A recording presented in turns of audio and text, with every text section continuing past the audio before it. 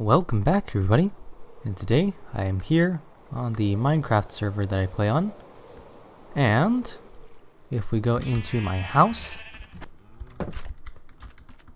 and fire my trident into the desk,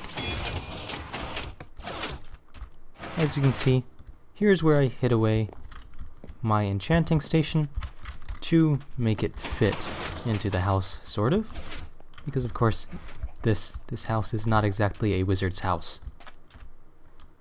So let's go ahead and look into the redstone device underneath the bookshelf, or within, something like that. Server lag. Okay, here we are in the magical land of tutorial. And if I get rid of that block there from the copy paste process, we can see that if I press that button, we get a double piston retraction, or a double block retraction, and a double block extension. And of course this device works every time. What you saw was most certainly server lag, which breaks the most simple of devices. Now this input right here is a bit of a silly one, in that it functions off of this redstone facing into this piston, as well as this redstone facing into this repeater and this piston all at once. So if your input is a button directly in this spot, then that's where you want your button. But if you were to try to link a repeater into here, everything would break if you place a redstone right there. So instead, what you need to do is place your repeater there, place a redstone dot right there,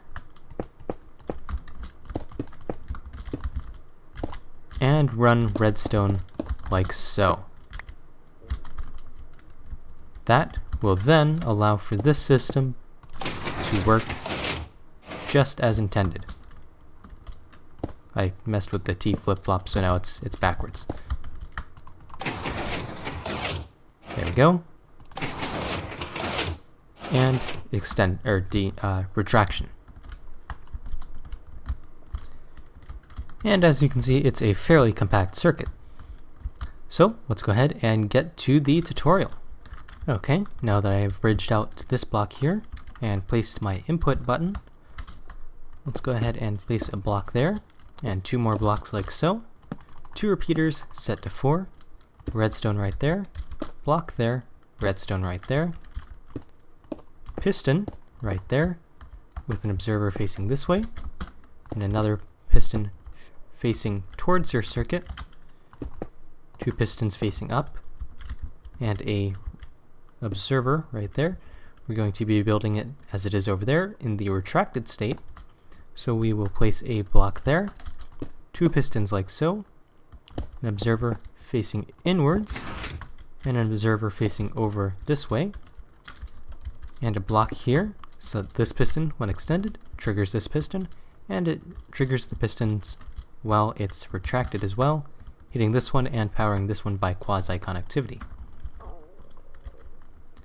Now, let's go ahead and place our two moving blocks right there, and a piston right here.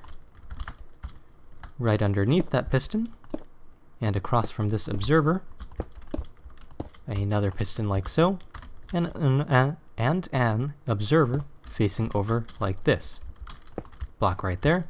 So once again, when it's extended, it triggers this, and when it's retracted, it triggers this as well. Now, that should be everything for this device done. And as you can see, that is the case. And of course, let's just show what happens when that block is in the incorrect position for your action.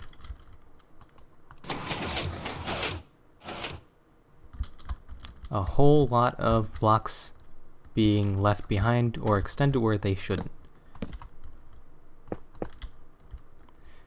So make sure you have this block in place, and you will have a fully functioning system right there. And of course, if you look at this footprint, we could in fact place two of these systems next to each other to make a 2x2 hipster door. That tutorial will be coming in the future with a little revision so that you don't have to mess around with this button. But anyway, that's going to do it for today's episode.